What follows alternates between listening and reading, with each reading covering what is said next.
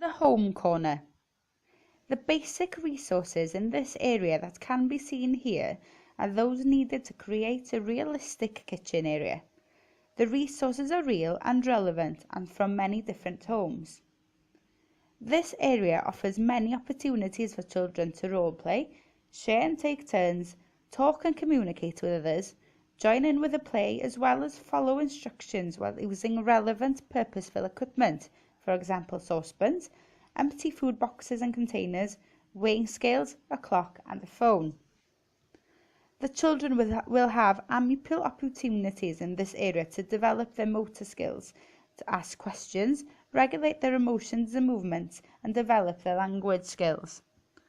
Focused tasks such as preparing a snack, making cakes out of Play-Doh, writing a shopping list, setting the table, and washing and dressing the dolls can be held here.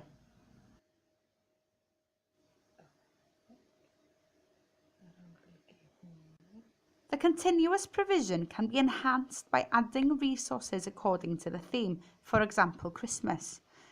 Here is the home corner before and after it has been enhanced with a Christmas theme.